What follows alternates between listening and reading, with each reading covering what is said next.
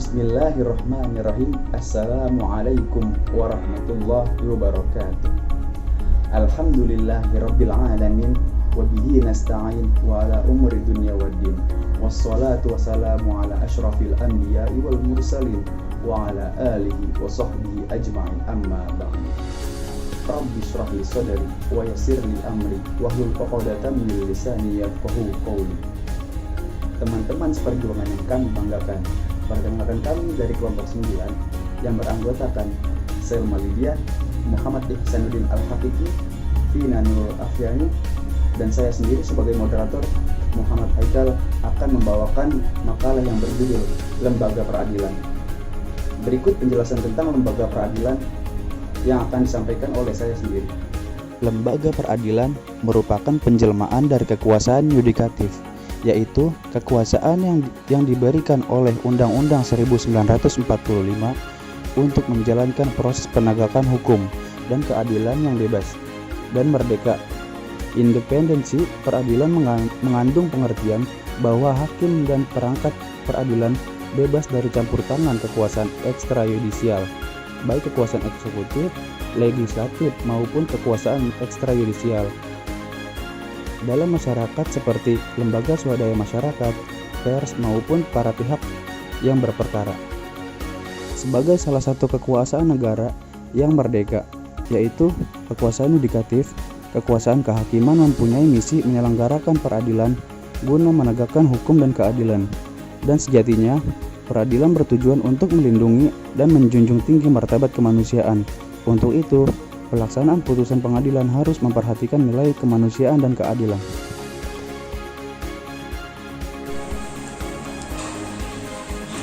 Materi yang pertama yaitu lembaga peradilan pada masa rezim Orde Baru.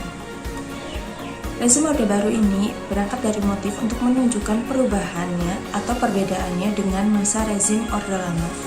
Maka dari itu, pemerintah pada rezim Orde Baru ini menjanjikan untuk mengadakan perubahan terutama pada lembaga peradilan sehingga mengikuti sebagaimana negara hukum, yaitu menurut konsep ini di mana lembaga peradilan terlepas dari pengaruh politik.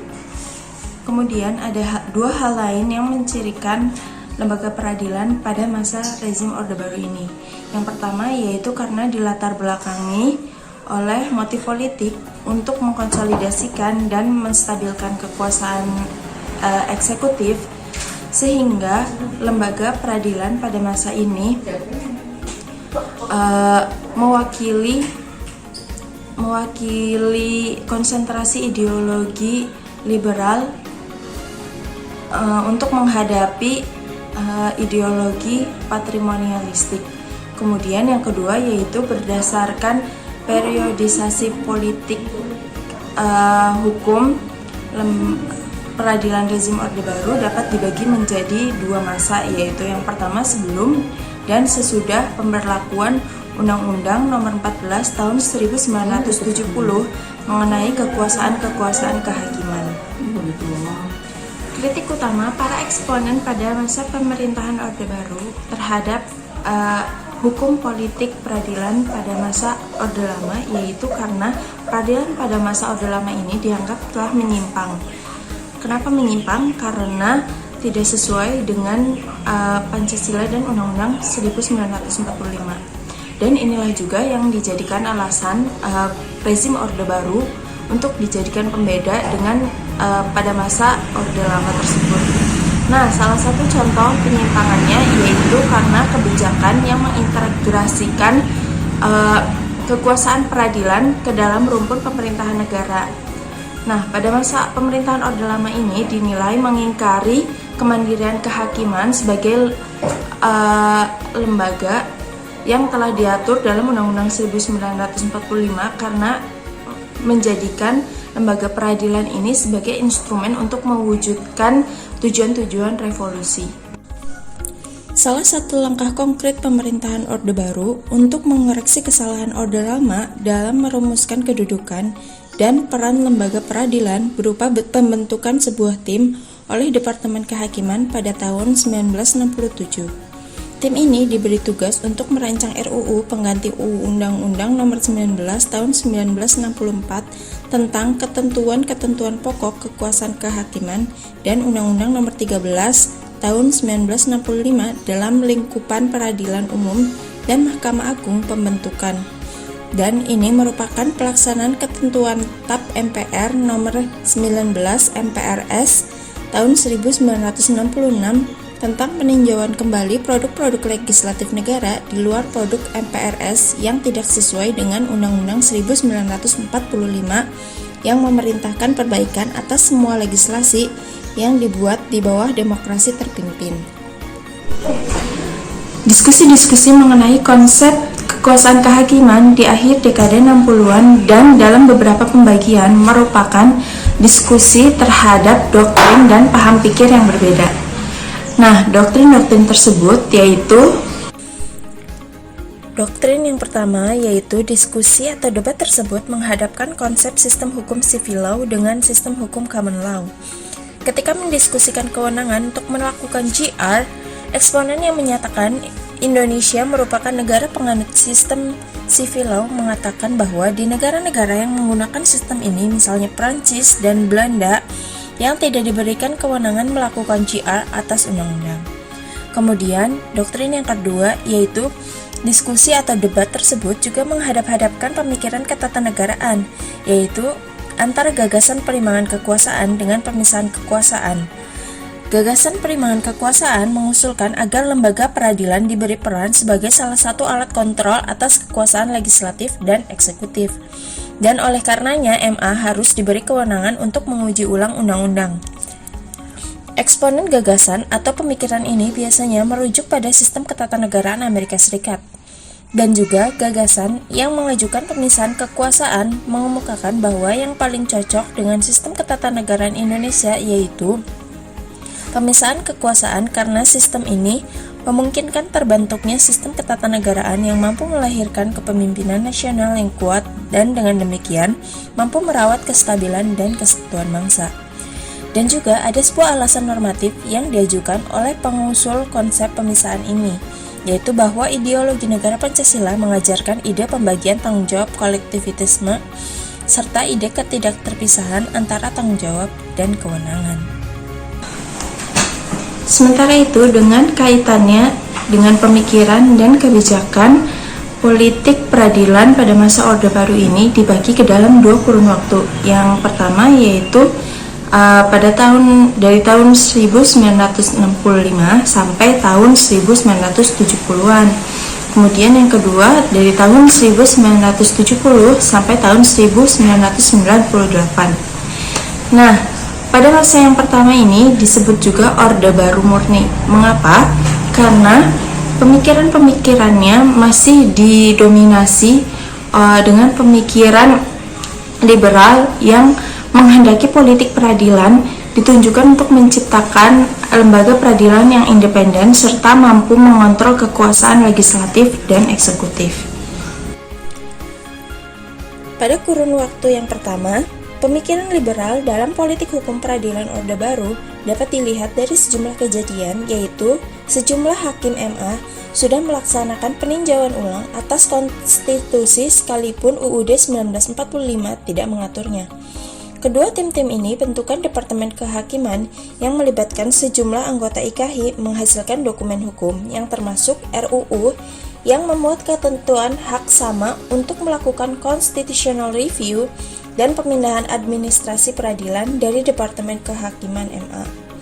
Kemudian, pada kurun waktu yang kedua, yaitu masa di mana usaha-usaha parsial mengontrol dan mengendalikan lembaga peradilan yang dilakukan selama lebih kurang 3 tahun, yaitu dari tahun 1968 sampai 1970.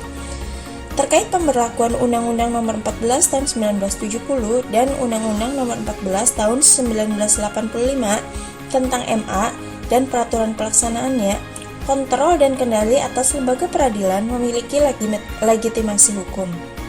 Salah satu instrumen yang sangat efektif untuk melakukan pengendalian tersebut adalah kewenangan Departemen Kehakiman untuk mengurus administrasi peradilan, tindakan-tindakan intervensionis Departemen Kehakiman terhadap administrasi lembaga peradilan sekalipun sebagian masih berada di tangan MA, membuat periode ini ditandai dengan ketegangan antara Departemen Kehakiman dengan MA. Namun ketegangan ini tidak bermuara pada pengenduran, melainkan pada pembesaran intervensi politik. Bila politik hukum peradilan pemerintahan Orde Baru dibagi dalam kurun waktu menurut hitungan dekade, maka kita bisa membuatnya ke dalam 4 dekade, yaitu akhir 60-an, 70-an, 80-an, dan 90-an. Seperti telah digambarkan pada bagian-bagian sebelumnya, antara akhir dekade 60-an dan 70-an, terdapat perbedaan yang cukup besar.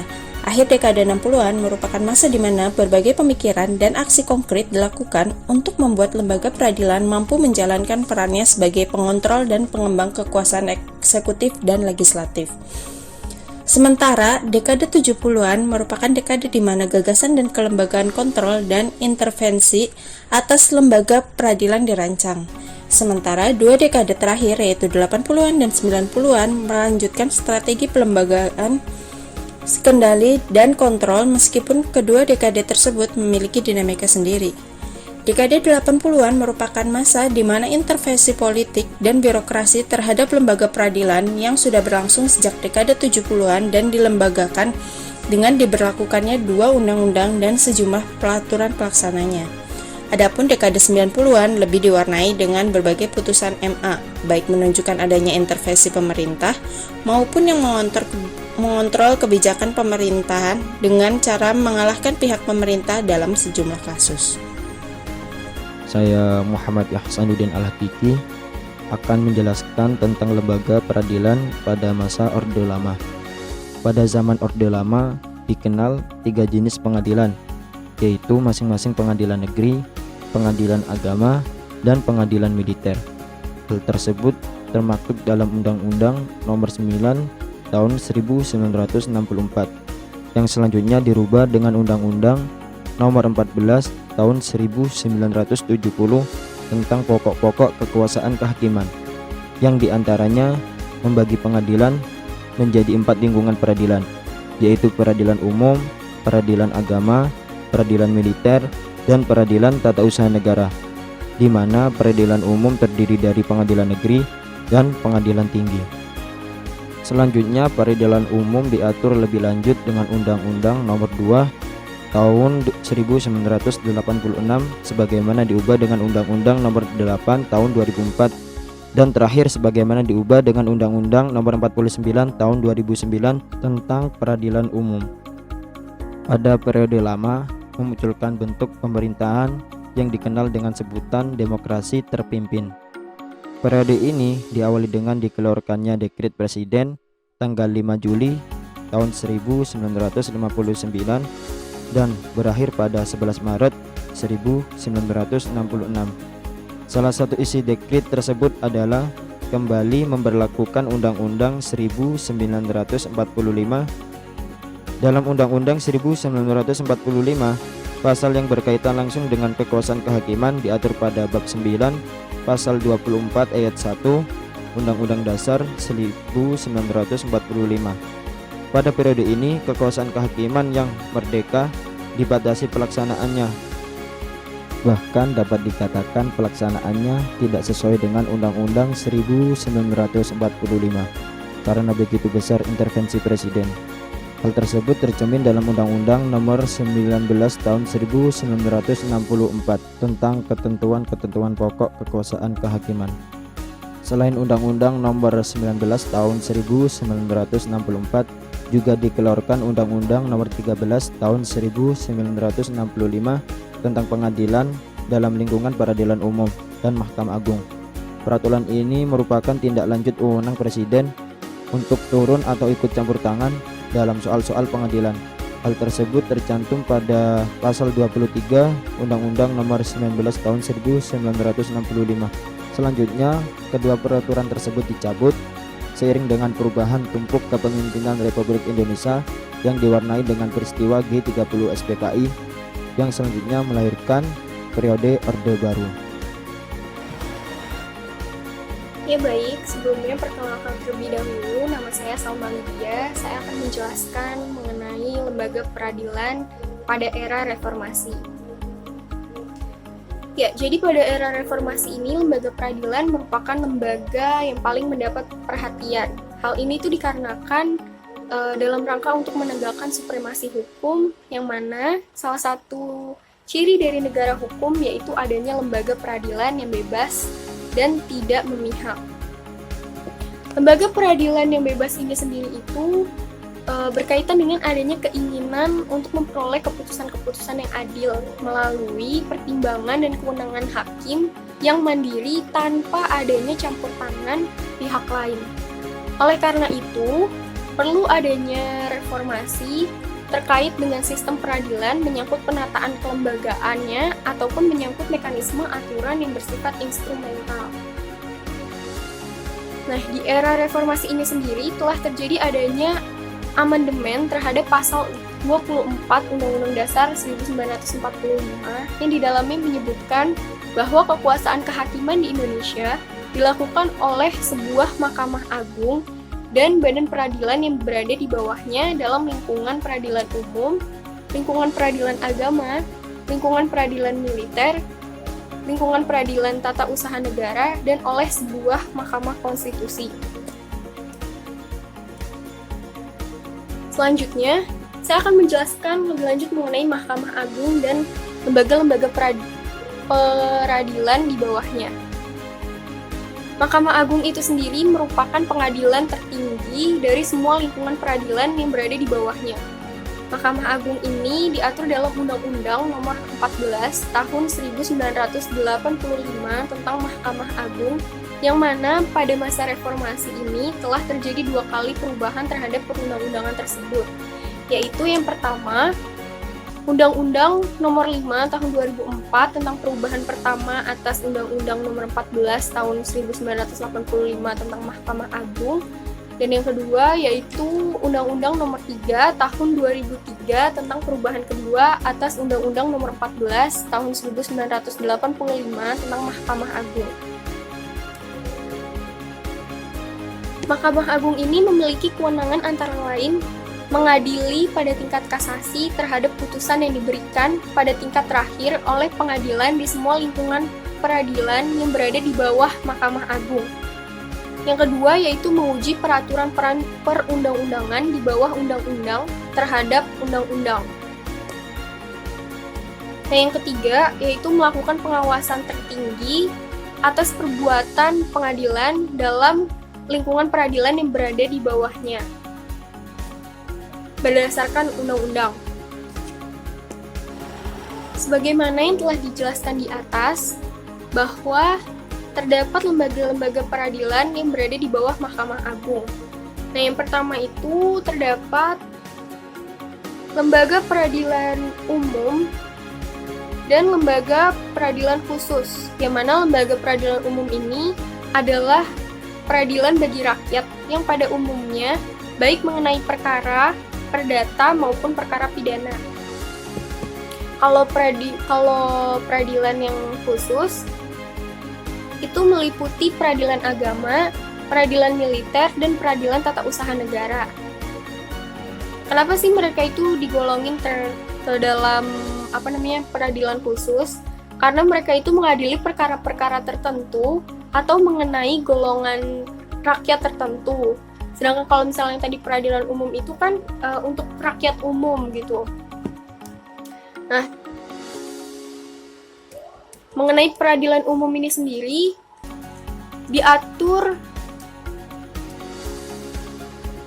dalam Undang-Undang Nomor 2 Tahun 1986 tentang peradilan umum, yang telah mengalami 2 kali perubahan sejauh ini, yaitu menjadi Undang-Undang Nomor 8 Tahun 2004 dan Undang-Undang Nomor 49 Tahun 2009 mengenai peradilan umum.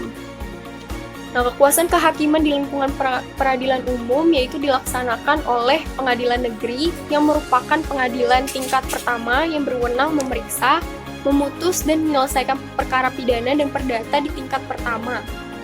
Kemudian, pengadilan tinggi yang merupakan pengadilan tingkat banding yang memeriksa memeriksa, memutus, dan menyelesaikan perkara-perkara yang diputus oleh pengadilan negeri. Jadi kalau pengadilan negeri itu tingkat pertama, kalau pengadilan tinggi itu lanjutan dari pengadilan negeri. Kalau misal ada banding.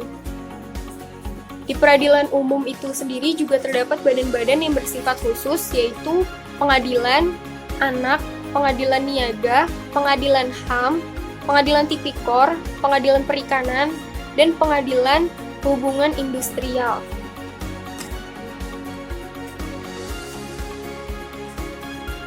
Pembahasan selanjutnya yaitu mengenai peradilan agama.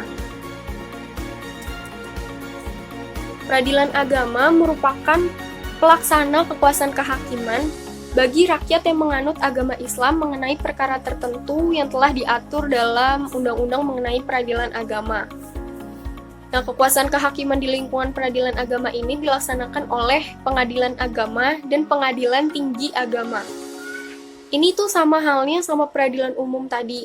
Kalau di peradilan agama itu kekuasaannya dilaksanakan oleh pengadilan agama dan pengadilan tinggi agama, yang mana pengadilan agamanya merupakan pengadilan tingkat pertama, sedangkan pengadilan tinggi agama merupakan pengadilan tingkat banding. Dalam peradilan agama ini juga terdapat badan peradilan khusus di dalamnya, yaitu Peradilan Syariat Islam di Provinsi Nanggroe Aceh Darussalam. Dalam lingkungan peradilan agama. Mengapa digarisbawahi dalam lingkungan peradilan agama? Karena Peradilan Syariat Islam di Provinsi Nanggroe Aceh Darussalam ini juga termasuk ke dalam Badan Peradilan Khusus Lingkungan Peradilan Umum apabila menyangkut dalam perkara lingkungan peradilan umum. Selanjutnya yaitu peradilan militer. Sesuai dengan namanya ya, kita udah tahu kalau misalnya peradilan militer merupakan peradilan khusus bagi para prajurit Angkatan Bersenjata Republik Indonesia, yang mana peradilan militer ini sendiri diatur dalam Undang-Undang Nomor 31 Tahun 1997. Yang melaksanakan kekuasaan kehakiman dalam lingkungan peradilan militer itu yaitu meliputi pengadilan militer, pengadilan militer tinggi, pengadilan militer umum, dan pengadilan militer tempur. Bedanya apa sih dari keempat kekuasaan kehakiman dalam lingkungan peradilan militer ini? Bedanya itu yang pertama, kalau misal pengadilan militer itu bertugas memeriksa dan memutus pada tingkat pertama perkara pidana yang terdakwanya adalah prajurit yang berpangkat kapten ke bawah.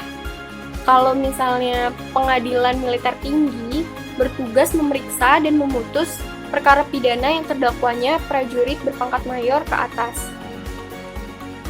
Sedangkan pengadilan militer umum bertugas untuk memeriksa dan memutus pada tingkat banding perkara pidana dan tata usaha angkatan bersenjata yang telah diputus oleh pengadilan militer tinggi. Jadi pengadilan militer umum itu lanjutan dari pengadilan militer tinggi. Kemudian yang terakhir adalah pengadilan militer pertempuran, berkuasa untuk memeriksa dan memutus perkara pidana pada tingkat pertama dan terakhir pada daerah pertempuran. Kemudian yang terakhir adalah peradilan tata usaha negara. Peradilan tata usaha negara ini diatur dalam Undang-Undang Nomor 5 Tahun 1986 tentang Peradilan Tata Usaha Negara. Yang mana dalam masa reformasi ini, peraturan perundang-undangan tersebut telah mengalami perkembangan dalam aspek substansinya, yaitu menjadi Undang-Undang Nomor 9 Tahun 2004 tentang perubahan atas Undang-Undang Nomor 5 Tahun 1986 tentang Peradilan Tata Usaha Negara. Kekuasaan kehakiman yang ada dalam lingkungan peradilan tata usaha negara ini yaitu pengadilan tata usaha negara dan pengadilan tinggi tata usaha negara. Penjelasan yang terakhir yaitu mengenai Mahkamah Konstitusi. Mahkamah Konstitusi ini sendiri merupakan lembaga peradilan yang baru dibentuk pada era reformasi, yang kedudukannya sama tinggi dengan Mahkamah Agung. Mahkamah Konstitusi ini diatur dalam Undang-Undang Nomor 23 Tahun 2003 tentang Mahkamah Konstitusi, yang kemudian peraturan ini mengalami perubahan menjadi Undang-Undang Nomor 8 Tahun 2011 tentang perubahan atas Undang-Undang Nomor 23 Tahun 2003 tentang Mahkamah Konstitusi. Mahkamah Konstitusi ini tuh dibentuk supaya masyarakat dapat memperjuangkan haknya untuk menggugat apabila ada undang-undang yang dirasa merugikan hak konstitusionalnya. Nah, kewenangan dari Mahkamah Konstitusi ini sendiri yaitu menguji undang-undang terhadap Undang-Undang Dasar Republik Indonesia 1945, memutus sengketa kesewenangan lembaga negara yang kewenangannya diatur dalam Undang-Undang Dasar Negara Republik Indonesia 1945, memutus pembubaran partai politik, serta memutus perselisihan tentang hasil pemilu. Nah, adapun putusan Mahkamah Konstitusi ini tuh bersifat final, yaitu putusan Mahkamah Konstitusi langsung memperoleh kekuatan hukum tetap sejak diucapkan dan tidak ada upaya hukum yang dapat ditempuh. Yang mana sifat final dalam putusan Mahkamah Konstitusi ini dalam undang-undang mencakup pula kekuatan hukum. Ya, saya rasa sekian penjelasan dari saya. Terima kasih.